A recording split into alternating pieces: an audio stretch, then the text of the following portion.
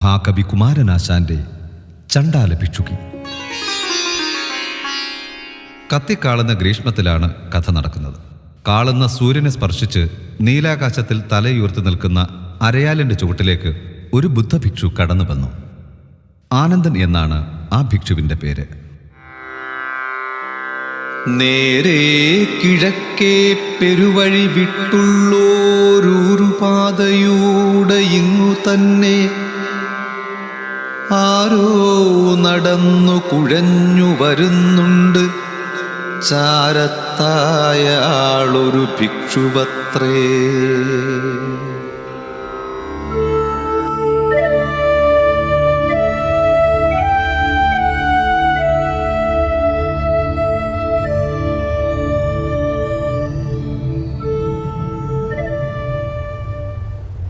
ഹോ, എന്തൊരു ചൂടാണ്!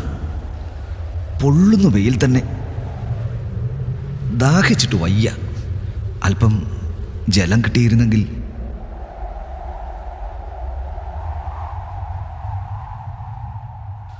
ഹോ, എന്തൊരു തണൽ, എന്തൊരാശ്വാസം! ആഹാ, ഒരു കിണറല്ലേ കാണുന്നത്. അല്പം ദാഹജലം കിട്ടിയിരുന്നെങ്കിൽ. ഹായ്, എന്ത് ഭംഗിയുള്ള പക്ഷികൾ! ശോ, അതങ്ങ് പോയല്ലോ.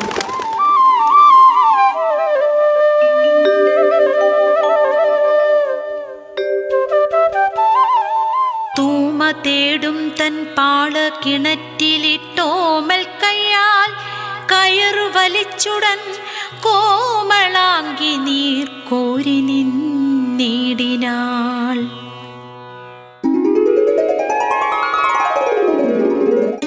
ആഹാ, ഒരു സഹോദരിയാണല്ലോ കിണറ്റിൽ നിന്ന് വെള്ളം കോരുന്നത്. അല്പം ദാഹജലം ചോദിക്കാം. ദാഹിക്കുന്നു ഭഗിനി, കൃപാരസമോഹനം കുളിർ തണ്ണീരിതാശു നീ ഓമലേ തരൂ. അയ്യോ, എന്താണിത്? അല്ലലെന്തു കഥയിതു കഷ്ടമേ, അല്ലലാലങ്ങു ജാതി മറന്നിതോ.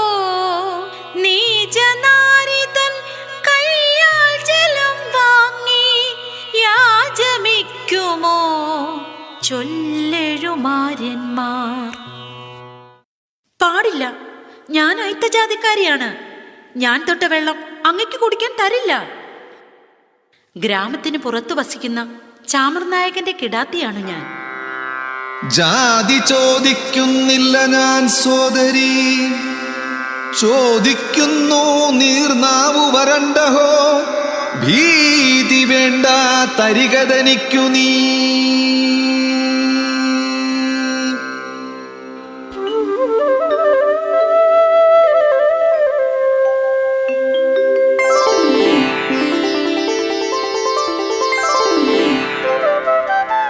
പിന്നെ തർക്കം പറഞ്ഞില്ലയോ മലാൾ, തന്നിയാണവൾ കല്ലല്ലിരുമ്പല്ല. പിന്നെ തർക്കം പറഞ്ഞില്ലയോ മലാൾ, തന്നിയാണവൾ കല്ലല്ലിരുമ്പല്ല.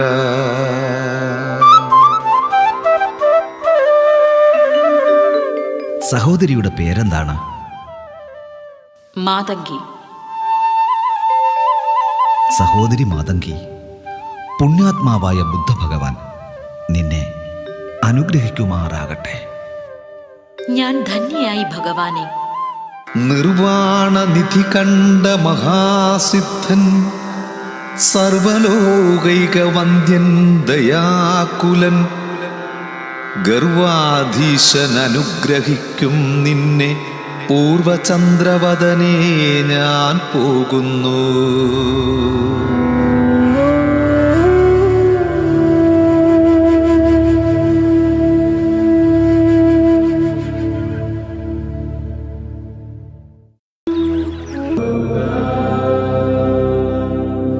Shara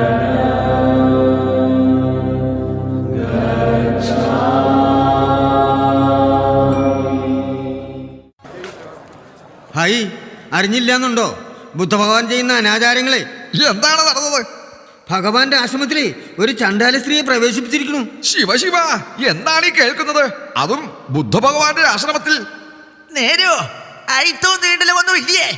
നാം ഇന്നോളം ആചരിച്ചു പോകുന്ന നിഷ്ഠകളെല്ലാം ലംഘിക്കപ്പെടുകയാണോ? കാലങ്ങളായി നിലനിന്ന് പോകുന്ന അയിത്താചാരം ഒരു ചണ്ടാലി കാരണം തടസ്സപ്പെടുകയാണോ? ശിവ ശിവ, ഇനി എന്തെല്ലാം നാശങ്ങളാണ് വരാൻ പോകുന്നത്? ഇങ്ങനെ വിട്ടാ പറ്റില്ല. ആ ചണ്ഡാലിയെ അടിച്ചു പുറത്താക്കണം. അങ്ങനെയെങ്കിൽ നമുക്ക് മഹാരാജാവിനെ കാണാൻ പോകാം. പരിഹാരം വല്ലതും ഉണ്ടാവും നോക്കാം. ശരി, നിൽക്കണ്ട.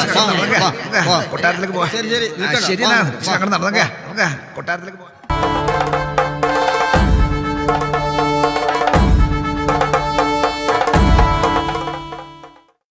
മഹാരാജൻ, ഒരു ബ്രാഹ്മണ ശ്രേഷ്ഠൻ അങ്ങയെ മുഖം കാണിക്കാൻ എത്തിയിരിക്കുന്നു.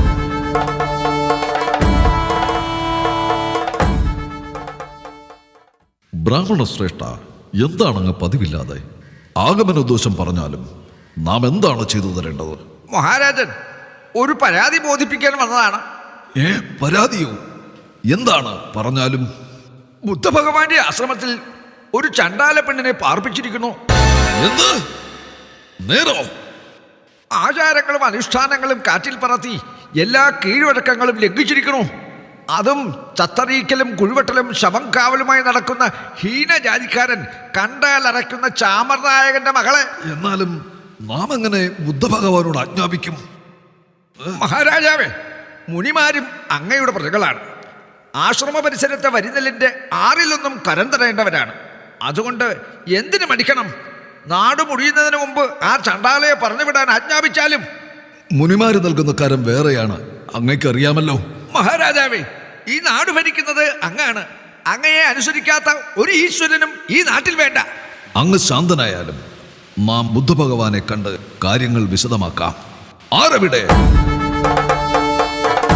പടത്തലവ, ഉടൻ തന്നെ ബുദ്ധഭഗവാന്റെ സന്നിധിയിലേക്ക് പോകാനുള്ള ഒരുക്കങ്ങൾ ചെയ്യൂ. വേഗം.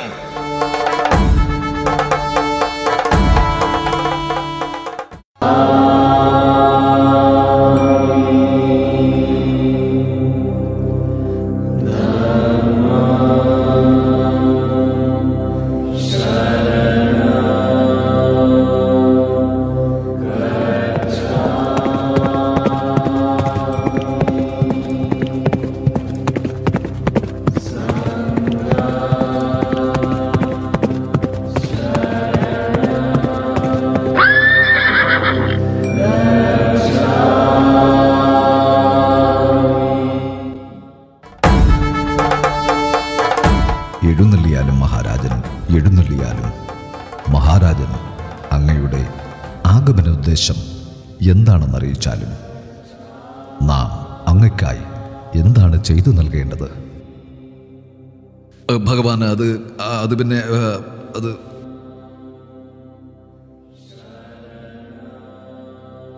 കാര്യങ്ങളെല്ലാം മനസ്സിലായി മഹാരാജൻ.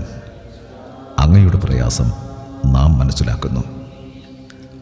മാതങ്കി എന്ന യോഗിനിയെ പറഞ്ഞയക്കണമെന്ന ആവശ്യത്തിനല്ലേ അങ്ങ് വന്നത്?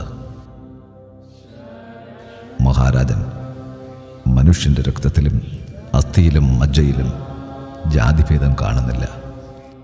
എല്ലാവരുടെയും ശരീരഘടന ഒന്നാണ്. ബ്രാഹ്മണനെ പോലെ തന്നെ ഒരു മനുഷ്യ സ്ത്രീയുടെ ഗർഭത്തിൽ നിന്ന് ഉരുവായതാണ് ചണ്ടാളനും. എല്ലാവർക്കും അവയവങ്ങളും ഒന്നുപോലെയാണ്. പിന്നെ എങ്ങനെയാണ് ഭിന്നത കാണാൻ കഴിയുക? ഭഗവാൻ, അങ്ങ് പറയുന്നത് സത്യമാണ്, തീർത്തും ശരി തന്നെ. പക്ഷേ അടിയന്റെ ശങ്ക ഉയർത്തിക്കേണ്ടത് അങ്ങയുടെ മുൻപിലല്ലേ? അങ്ങ് അടിയന് സങ്കട നിവൃത്തി ഉണ്ടാക്കിത്തരണം. സർവജ്ഞനല്ലോ ഭഗവാൻ. ധർമാധർമ്മത്തെ നിർവചിക്കേണ്ടത് അവിടുന്നല്ലേ? മഹാരാജൻ, നെല്ലിൻ്റെ ചുവട്ടിൽ മുളയ്ക്കുന്ന കളയല്ല ചണ്ടാളൻ. സത്യധർമ്മങ്ങൾക്കെതിരാണ് ശാസ്ത്രമെങ്കിൽ അത് തിരുത്തുക മഹാരാജൻ. ഇന്നലെ ചെയ്ത അബദ്ധം ഇന്നത്തെ ആചാരമായി വന്നേക്കാം. ചിലപ്പോൾ അത് നാളത്തെ ശാസ്ത്രമായെന്നും വരാം. അറിഞ്ഞുകൊണ്ട് അതെല്ലാം അനുവദിക്കരുത് മഹാരാജൻ. ഭഗവാൻ, അവിടുന്ന് നമ്മുടെ കണ്ണുകൾ തുറപ്പിച്ചു. ഇവിടെ മനുഷ്യനെല്ലാം ഒന്നാണെന്ന സത്യം നാം തിരിച്ചറിയുന്നു. സ്നേഹത്തിൽ നിന്നുദിക്കുന്ന സ്നേഹത്താൽ വൃദ്ധി തേടുന്നു. സ്നേഹം താൻ ശക്തി ജഗത്തിൽ, സ്വയം സ്നേഹം താൻ ആനന്ദമാർക്കും.